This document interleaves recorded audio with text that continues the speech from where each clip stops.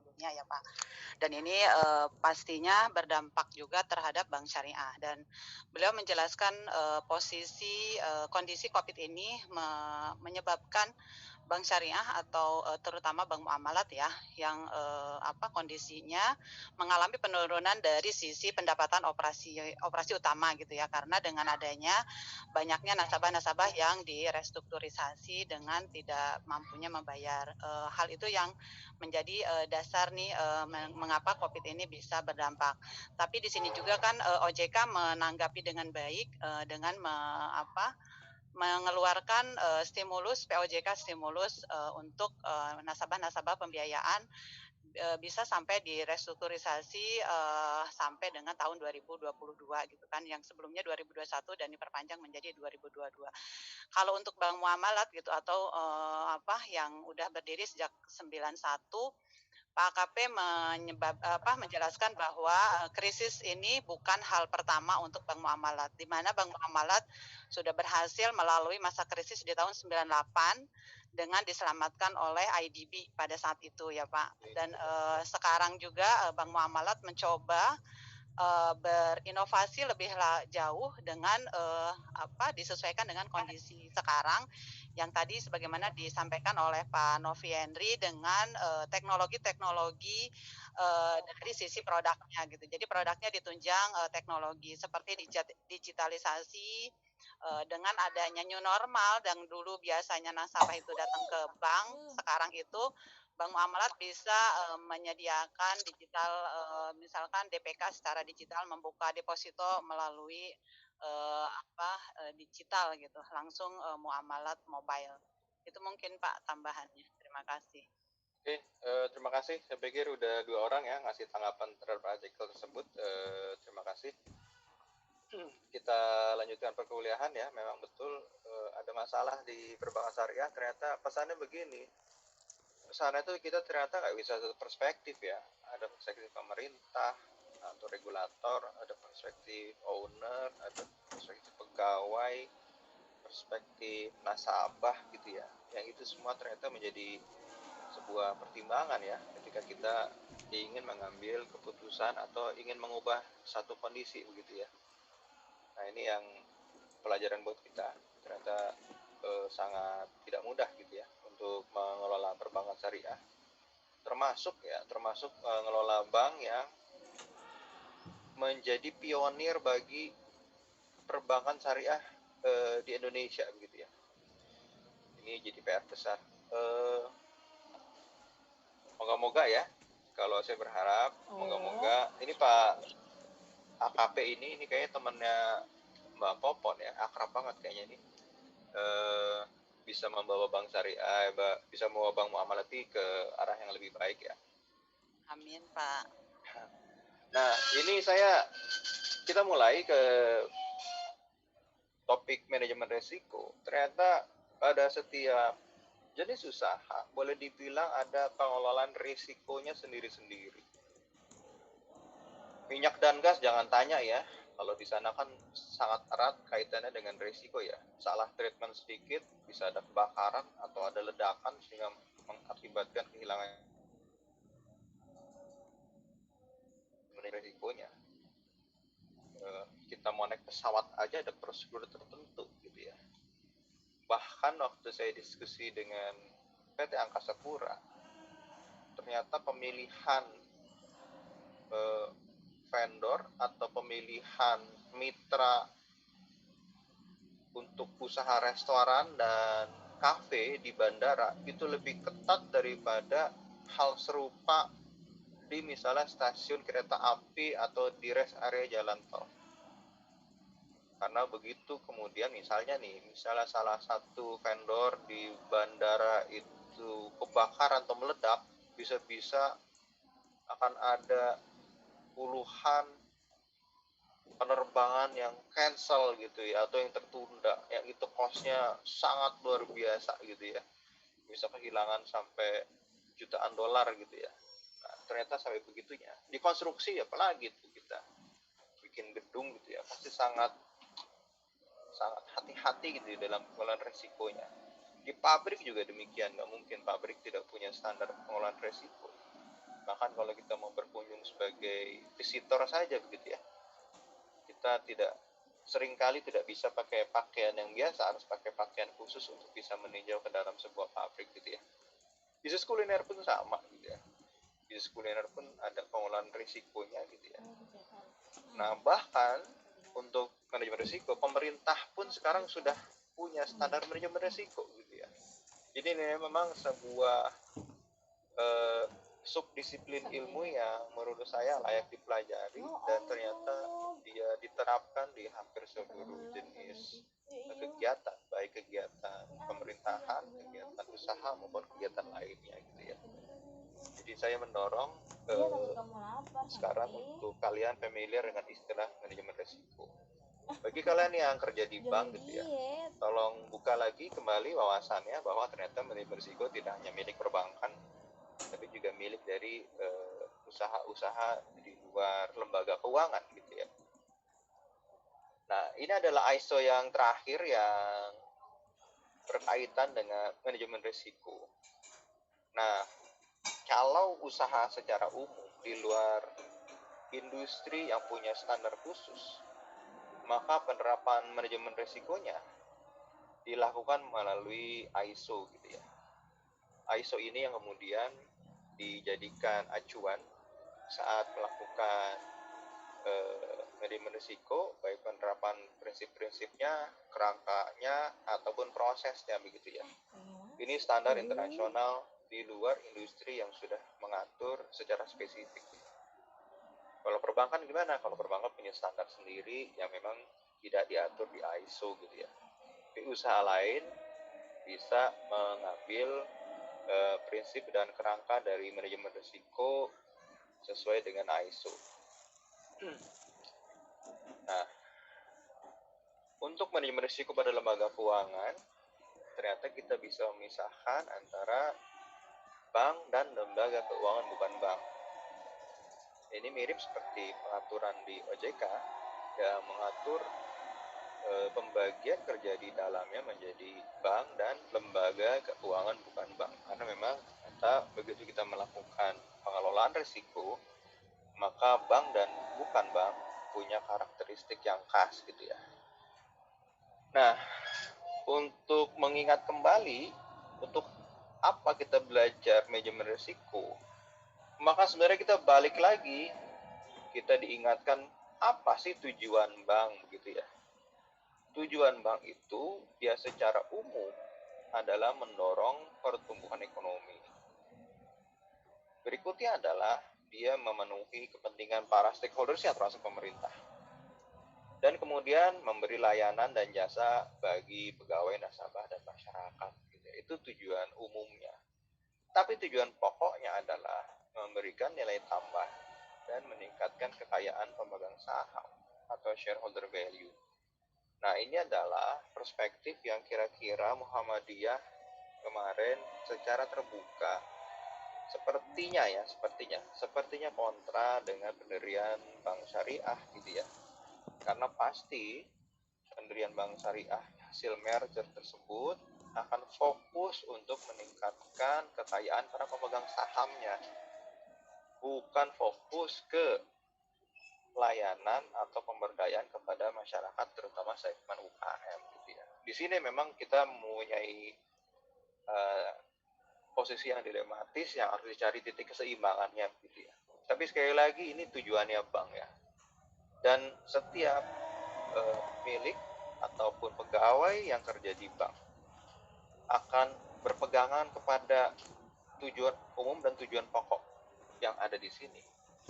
Misalnya kalau saya tanya ke rekan kalian Wawan nih. Wawan kenapa kerja di BTPN? Oh, Wawan jawab, saya kerja untuk keluarga, Pak. Kira-kira begitu kan jawabannya Wawan kan? Halo, Wawan ada nggak sih? Wawan? Ada, Pak. Ada. Ya, kalau ditanya Wan, kenapa kerja di BTPN, Wan? Ya betul, Pak. Pertama, qadarullah ya. Jadi maksudnya memang untuk memenuhi kebutuhan sehari-hari, Pak, buat keluarga. Oke. Tapi itu kan perasaannya Wawan begitu ya. Karena sesungguhnya Wawan bekerja memberikan waktunya dari pagi sampai sore atau pagi sampai malam gitu ya, kadang-kadang weekend kerja, sebenarnya untuk memperkaya atau meningkatkan nilai saham dari para pemegang saham BTPN. Jadi begituan. Jadi secara langsung gitu ya, maka Wawan sebagai pegawai BTPN Syariah tugasnya adalah memberikan nilai tambah bagi BTPN sehingga nilai sahamnya meningkat, artinya pemegang saham bertambah kaya begitu ya. Itulah sebenarnya tujuan Bang. Oke. Ya. Doni, ya Pak Doni, silakan Pak Doni. Misalnya teman-teman di bisnis tuh biasanya ya, kadang-kadang dia sering berbenturan dengan yang namanya manajemen risiko karena dia ada target. Itu gimana ya nyikapinya Pak? Nyikapin ya? Ya emang disengaja Pak. Karena itu tadi Pak ya, ingin memperkaya pemegang saham tadi itu ya? Iya Pak. Jadi pemegang saham itu memperkaya dirinya melalui juga usaha. Istilahnya dia punya gas dan punya rem kan. Jadi dibikin mekanisme kontrol di dalam usahanya dia untuk memastikan bahwa si owner itu punya keyakinan dia bahwa usahanya berjalan. Tentunya owner itu atau pemilik usaha kan tidak ingin perusahaannya berumur pendek begitu ya.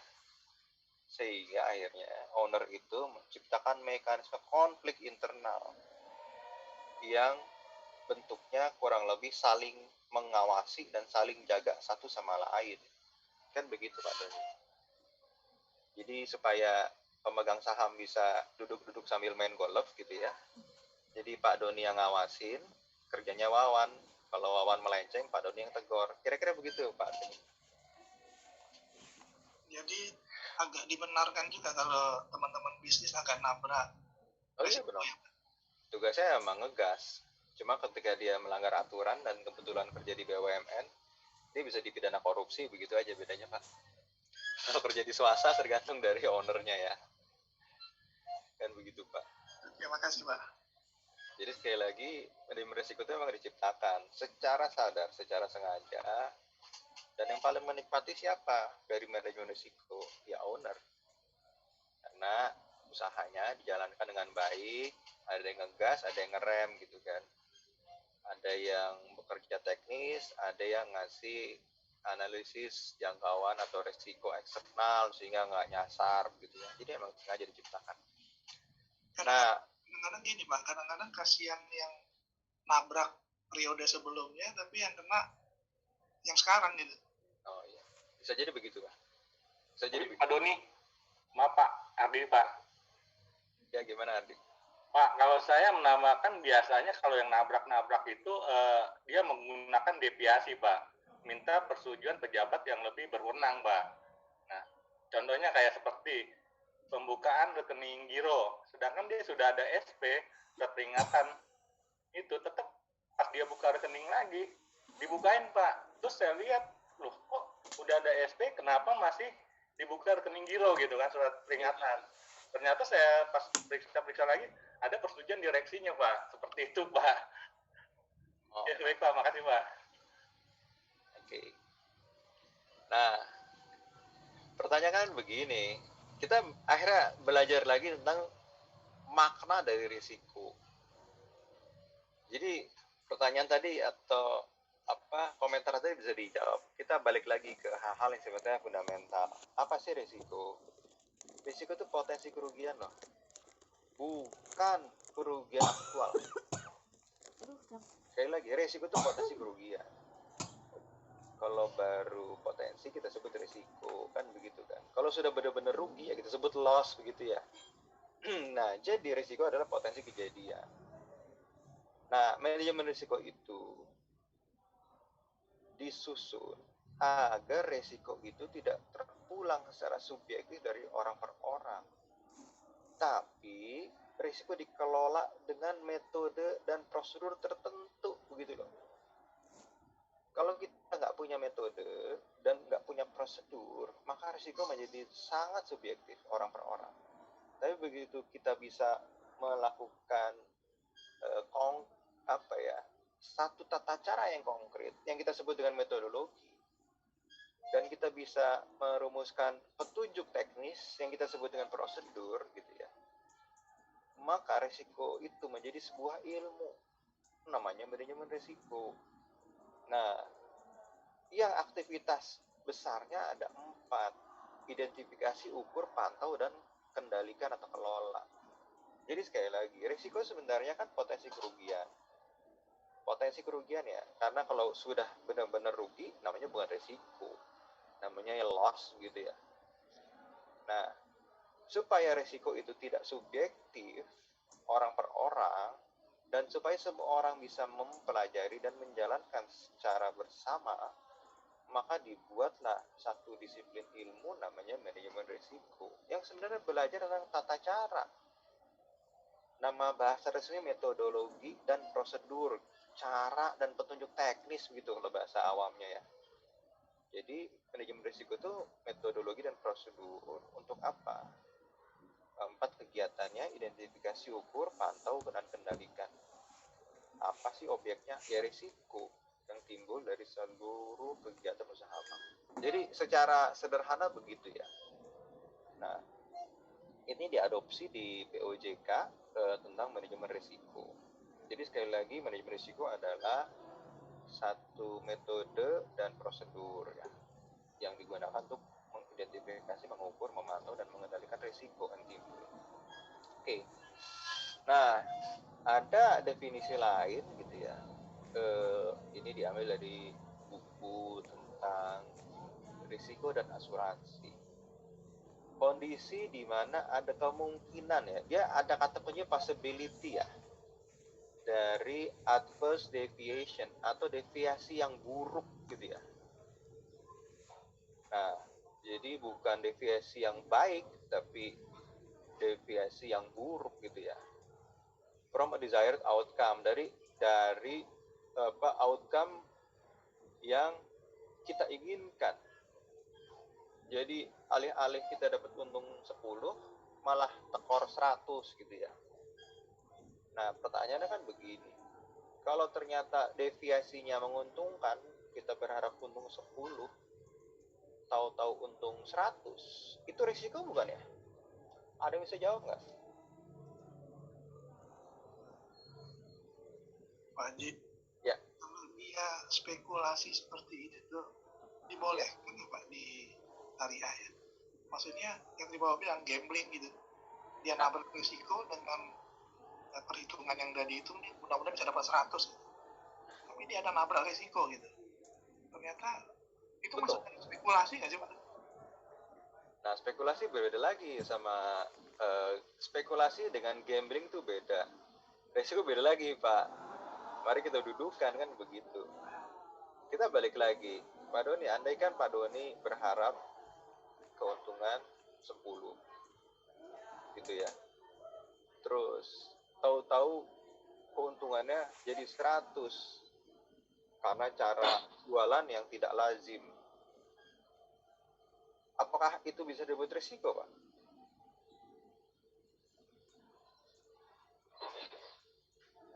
Ya, bukan Pak. Over target maksudnya gitu ya Pak? Iya, Pak Doni beli dolar sekarang nih $1.000. Harapannya dolar akan menguat gitu ya. Paling tahun depan jadi 15.000 gitu ya. Tahu-tahu dolar malah menjadi 13.000. Kalau itu resiko bukan, Pak? Resiko, Pak. Resiko? Iya. Iya, saya bukan, Pak. Bukan. Halo. Jadi berharapnya bagus, tahu-tahu jeblok begitu, Pak. Nyesel dong beli dolar. Iya. Beli dolar 14.000, tahun depan 2022 jadi 13.000. Rugi nggak tuh, Pak? Rugi. Rugi, Pak. Rugi. Tindakan tuh beresiko nggak, Pak?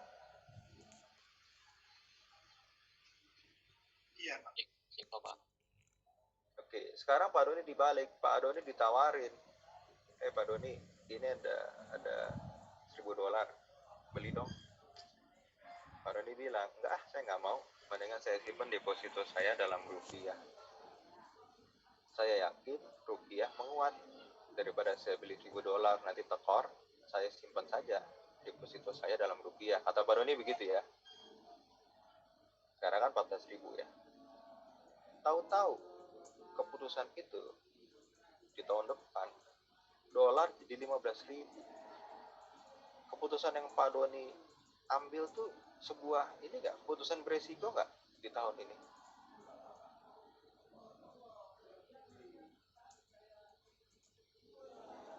Nggak, Pak. Yang naruh deposito ya Pak?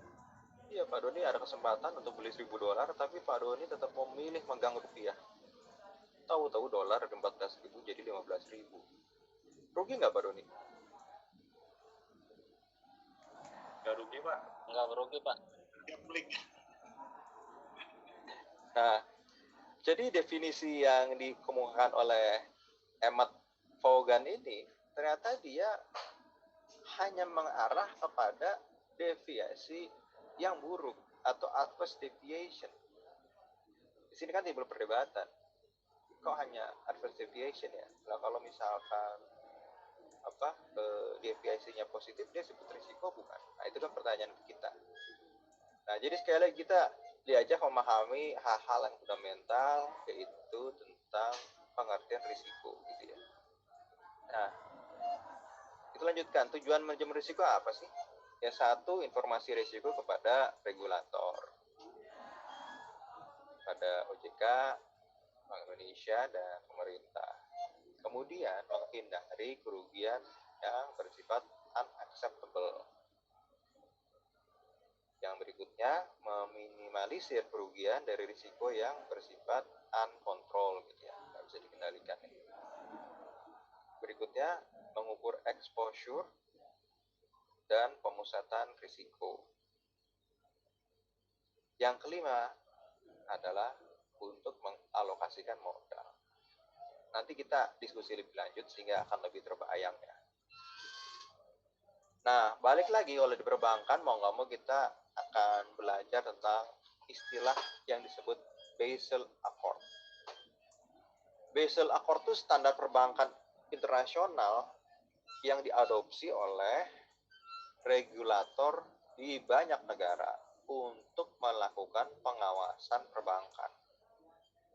Kebetulan saja dulu dibahasnya di kota Basel. Kalau dulu dibahasnya di Garut, dinamakan Garut Accord kan begitu ya. Tapi ditamakan, dulu pertemuannya di kota Basel, sehingga dinamakan Basel Accord. Gitu ya. Nah, di Basel itu ada wadah kerjasama antara bank sentral di negara-negara maju dulu ya. Indonesia belum ada itu tahun 30 gitu ya.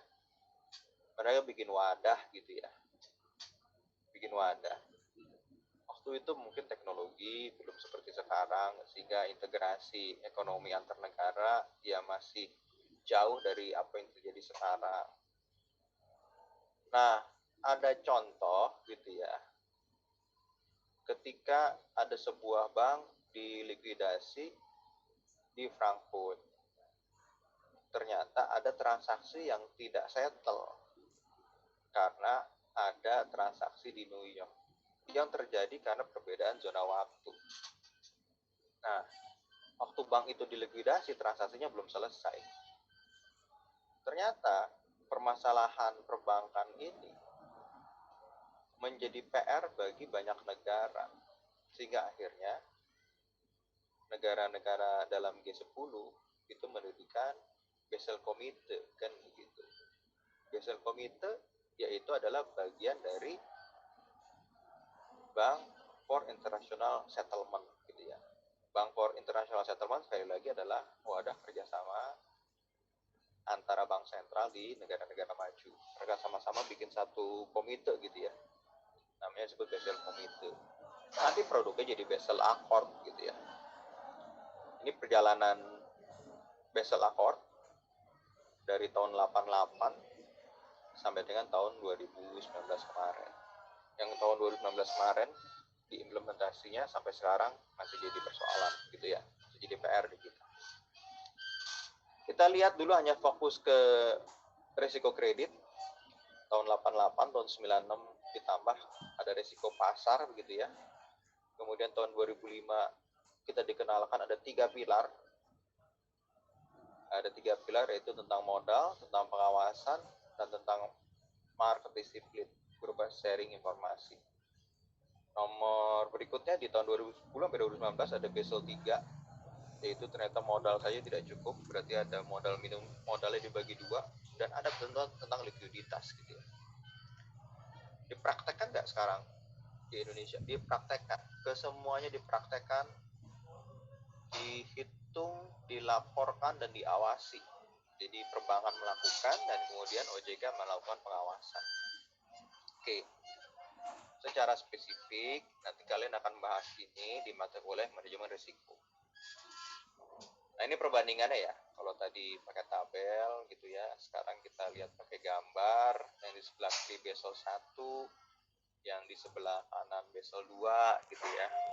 Sehingga bisa melihat perkembangan dari Basel 1 ke Basel 2. Lanjut lagi nih Basel 3 gitu ya. Ini Basel 3 lanjut lagi dari Basel 2 ke Basel 3.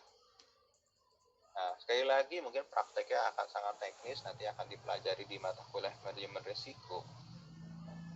Nah, untuk kalian yang sekarang belajar manajemen keuangan bank, yang pasti nanti kita ada butir-butir atau besaran yang kita bisa pahami.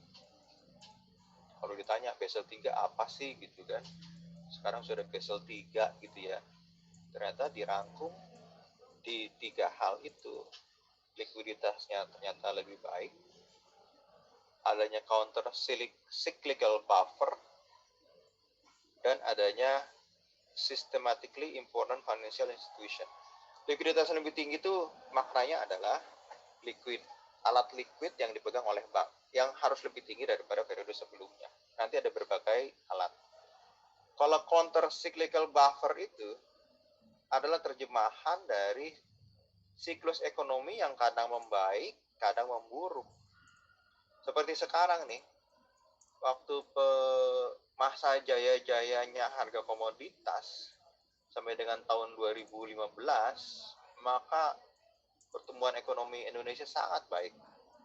Tapi begitu harga komoditas jatuh dan kita tidak punya pengganti untuk ekspor, maka ekonomi Indonesia memburuk ya.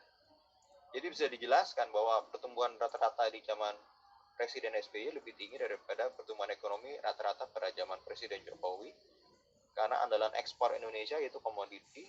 Komoditi itu seperti minyak, batu bara, kelapa sawit gitu ya. Waktu zaman Pak SBY harganya sangat bagus, di zaman Presiden Jokowi harganya menjadi jatuh.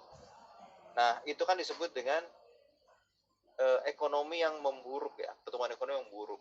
Nah, nanti bank mengantisipasi begitu ada ekonomi yang tumbuh tinggi terus kemudian ekonominya turun atau bahkan minus gitu ya, maka harus ada jaga-jaganya bagi bank. Itu yang disebut dengan modal untuk counter cyclical buffer.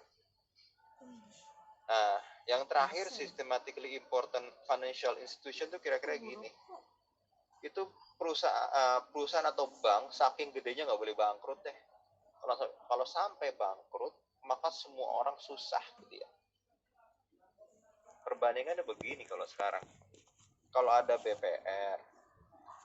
BPR-nya misalnya terletak di kota Padang misalnya, kemudian bermasalah.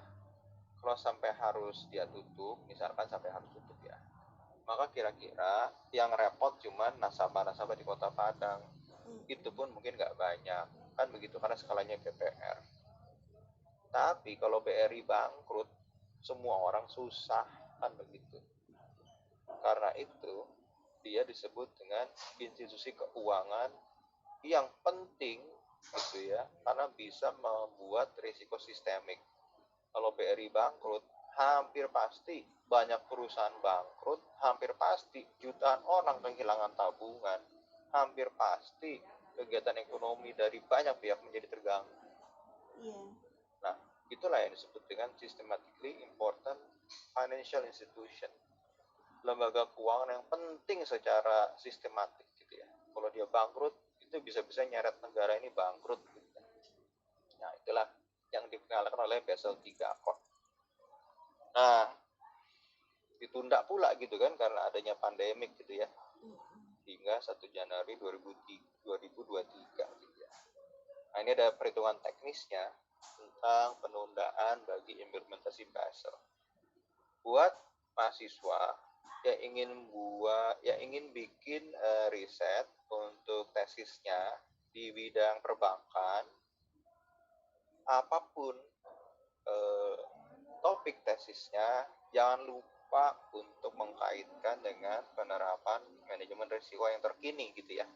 Jadi sekali lagi untuk mahasiswa yang kira-kira minat bikin tesis tentang perbankan, apakah perbankan syariah atau BPR gitu ya, jangan lupa untuk mengkaitkan topik penelitiannya dengan aspek manajemen risikonya. Oke, kita lanjutkan. Bagaimana sih penerapannya di Indonesia? Nah, dari zaman BI masih menjadi pengawas sudah diterapkan nih. Karena BI memahami ada lingkungan eksternal dan eksternal gitu ya. Sehingga risiko bank itu makin kompleks. Dan bank akhirnya harus menerapkan manajemen risiko. Coba kalian bertanya kepada senior kalian gitu ya. Senior kalian itu bisa kakak, bisa orang tua, bisa om, bisa tante, bisa teman yang kerja di perbankan dan kerjanya di perbankan selesai sebelum tahun 2000-an. Mereka nggak kenal loh manajemen risiko. Belum kenal mereka. Pensiun tahun 2000-an gitu ya. Tanya manajemen risiko. Nggak ada gitu ya. Karena manajemen risiko ini memang baru mulai diadopsi di Indonesia tahun 2000-an gitu ya. Nah, dari BI memang sudah memulai gitu ya. Nah, tujuannya kenapa sih? Supaya industri perbankan sehat, supaya bisa memenuhi tuntutan lingkungan internal dan eksternal gitu ya. Kemudian jangan lupa meningkatkan nilai saham dan memberi gambaran risiko di masa depan.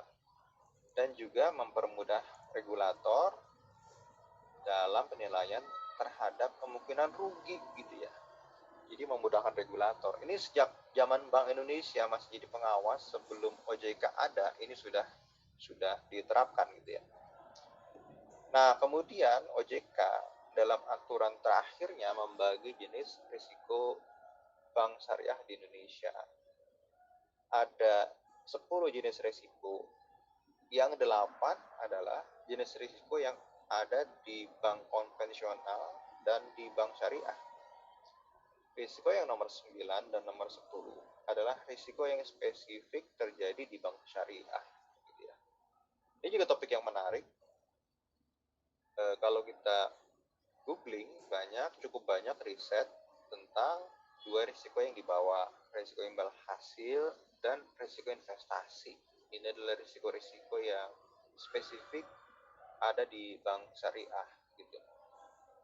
Nanti untuk definisi dari setiap jenis risiko ini dapat dilihat di slide yang paling ujung ya, di belakang ya. Nanti silahkan dibaca kembali. Saya minta kalian baca supaya bisa memahami istilah-istilah yang cukup penting saat kita membahas tentang manajemen risiko. Jadi sekali lagi gak banyak kok. Jadi saya minta kalian untuk membaca definisi dari 10 jenis risiko ini pada bagian belakang dari slide ini. Nah, kita lihat contohnya ya. Contoh bentuk risiko. 1, risiko kredit. Kenapa? Karena bank memberikan kredit kepada nasabah. Tapi ternyata nggak hanya kredit kepada nasabah saja. Bank saat menempatkan dana ke bank lain pun ada risiko kredit loh. Kalau tahu-tahu bank yang dia tempatkan dananya tutup, bagaimana? Kan uangnya hilang. Mirip seperti kehilangan uang saat memberikan kredit kepada nasabah. Contoh berikutnya risiko pasar. Beli obligasi negara dengan harga tetap atau suku bunganya tetap. Sementara suku bunga pasar bisa naik bisa turun, gitu kan. Itu risiko pasar. Kemudian bank beli valuta asing, gitu kan. Kalau beli valuta asing, maka nilai tukarnya bisa melemah atau menguat. Itu kan risiko pasar. Kemudian contoh risiko likuiditas. Tiba-tiba ada bank yang nasabahnya secara serentak menarik uangnya. Ya pasti dia mengalami permasalahan likuiditas. Atau saat dia butuh likuiditas, cukup minjem antar bank, bank lain juga nggak ada yang mau ngasih. Nah, sudah, itu nanti jadi bermasalah secara likuiditas. Nah, ada risiko operasional nih, seperti pemalsuan biliet, bencana non alam gitu ya. Termasuk penyakit ini risiko operasional loh, atau bencana alam gitu ya. Banjir, tsunami, gempa bumi, seperti rekan-rekan kita yang mungkin di Manado atau di Majene sekarang, atau di Banjarmasin mungkin kerepotan tuh, ada risiko operasional ya. Kemudian ada risiko hukum ya, misalnya ada tuntutan hukum dari bank karena ada kesalahan input gitu ya. Risiko reputasi ini sifatnya abstrak ya, jadi berita negatif misalnya tentang penagihan kredit yang dilakukan pihak ketiga dengan cara kekerasan. Kita ingat beberapa tahun lalu ada kejadian debt kolektornya Citibank nagih, nasabah saya meninggal di kantor. Repot kan itu kan. Kemudian ada risiko strategik, bank komersial gagal memasarkan produk mikro. Contohnya ini adalah kasus Bank Danamon. Bank Danamon sempat buka, dia masuk ke Danamon simpan pinjam, dia masuk kredit mikro. Ternyata umurnya nggak panjang, hanya beberapa tahun, mengalami kesulitan karena orang-orang yang minjem ya NPL tinggi, akhirnya Danamon simpan pinjam yang melayani segmen mikro tutup. Bayangkan tuh investasinya berapa, Bu, kantor di mana-mana, nyalurin kredit berapa, bayar gaji pegawai, tahu-tahu NPL tinggi gitu ya. KO jadinya tuh, Danamon simpan pinjam tutup akhirnya. Kemudian risiko kepatuhan, bank tidak mengirimkan laporan pada regulator, dia nggak patuh, dia nggak komplain loh oleh bank gitu ya, sehingga dia dihukum. Kemudian risiko imbal hasil, NPL-nya tinggi gitu ya. Kalau NPL-nya tinggi, otomatis return-nya bank kan menurun ya. Begitu return bank menurun, otomatis bagi hasil kepada nasabah dana juga menurun ya. Itu adalah contoh risiko imbal hasil. Atau ada penempatan surat berharga, tahu-tahu surat berharga tersebut tidak dibayar margin atau tingkat keuntungannya gitu oleh perusahaan yang mengeluarkan surat berharga. Itu juga jadi masalah gitu ya. Kemudian risiko investasi gitu ya. Ini maksudnya investasi di sini adalah pada skema bank melakukan penyertaan modal. Ternyata begitu bank melakukan penyertaan modal pada sebuah usaha, bank tidak paham betul tentang operasional dari perusahaan, tentang berapa biayanya, tentang bagaimana usaha dijalankan gitu ya. Sehingga investasi yang ditanamkan bisa jadi malah kemudian jadi investasi bermasalah begitu ya. Walaupun bisa jalan, tapi kemudian tidak memberikan hasil atau tidak bisa dijalankan sesuai dengan sesuatu yang diinginkan atau ditargetkan oleh bank di awal gitu ya. Ini adalah 10 contoh gitu ya.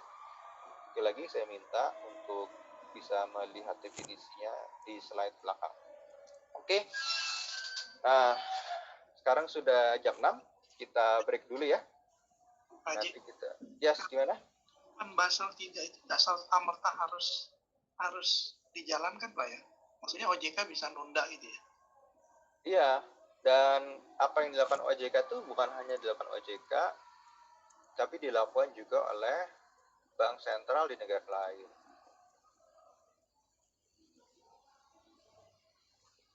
Nah, bank sentral negara lain pun mengalami hal yang sama. Paling pertanyaan begini kan, Pak, apa pentingnya sih Pak, gitu kan, kita ikutan Basel 3 gitu kan, nggak kita bikin Basel merah putih saja gitu ya. Kan bisa ada yang nanya gitu kan. Bagi saya jawabannya simple. Kalau begitu, boleh saja kita bikin standar perbankan sendiri. Cuma apakah kemudian bank dari negara lain percaya atau enggak sama kita, kan begitu. Namanya juga sudah standar internasional.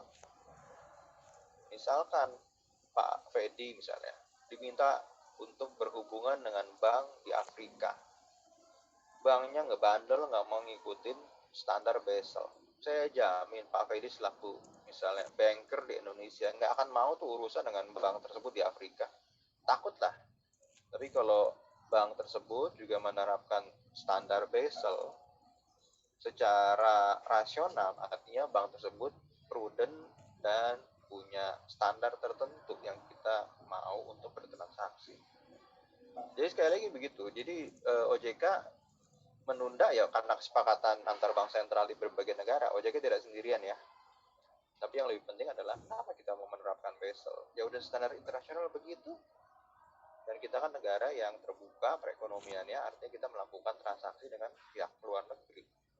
Kalau bank kita tidak mau ikutan Basel Accord, bank-bank di luar negeri nggak ada yang mau transaksi dengan bank kita. Begitu bank kita tidak dilayani oleh perbankan asing, otomatis kegiatan ekonomi terhambat, terutama ekspor impor, kan begitu. Jadi begitu. Ada pertanyaan lain sebelum ditutup? Oke, kita tutup. Sekarang sudah jam 6. Kita